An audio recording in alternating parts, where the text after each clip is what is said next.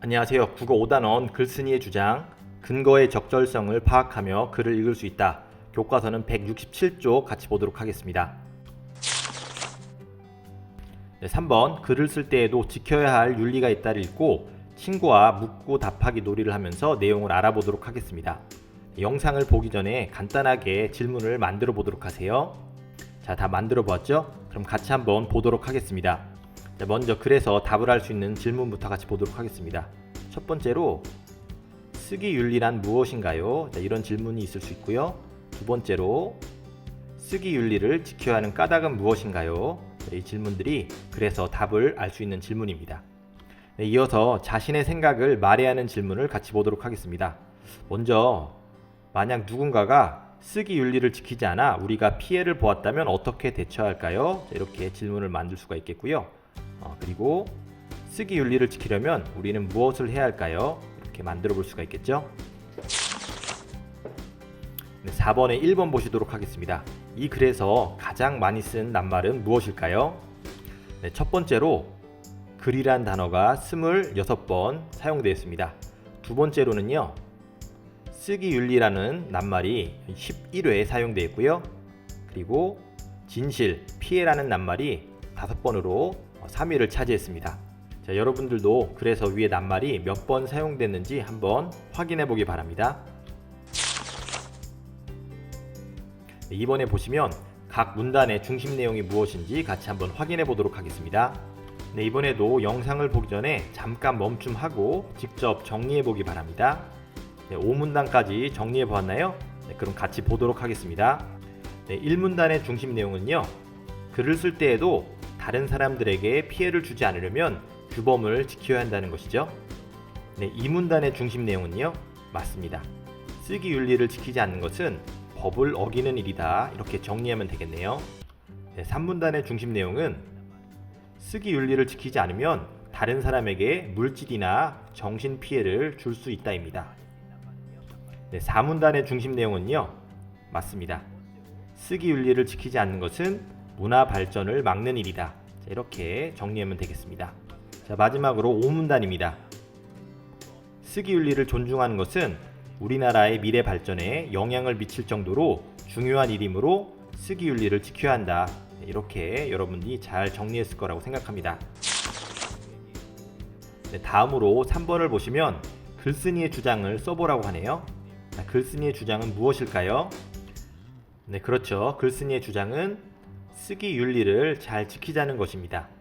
여러 가지 근거를 들면서 쓰기 윤리를 잘 지키자고 주장하고 있습니다. 이제 5번에 1번 주장을 뒷받침하는 근거를 파악해 보도록 하겠습니다. 방금 앞에서 본 것처럼 글쓴이의 주장은 쓰기 윤리를 잘 지키자는 것이죠. 이에 대한 근거로 두 번째 문단에서는 쓰기 윤리를 지키지 않는 것은 법을 어기는 일이다. 이렇게 이야기하고 있습니다. 세 번째 문단에서는 쓰기 윤리를 지키지 않으면 다른 사람에게 물질이나 정신 피해를 줄 수 있다고 그렇게 이야기하고 있고요. 네 번째 문단에서는 쓰기 윤리를 지키지 않는 것은 문화 발전을 막는 일이다. 이렇게 근거를 들고 있습니다. 이처럼 글쓴이의 주장을 잘 뒷받침하려면 적절한 근거가 있어야 합니다. 그리고 각 문단의 중심 내용을 살펴보며 주장을 뒷받침하는 근거를 찾아보면 도움이 된다는 것을 알 수 있었네요. 다음으로 글쓴이가 제시한 근거가 적절한지 알아보도록 하겠습니다. 첫 번째로 제시한 근거는 주장과 관련이 있나요? 네, 그렇습니다. 두 번째, 제시한 근거는 주장을 더욱 설득력 있게 하였나요? 맞습니다. 마지막이네요. 제시한 근거에 알맞은 낱말을 썼나요?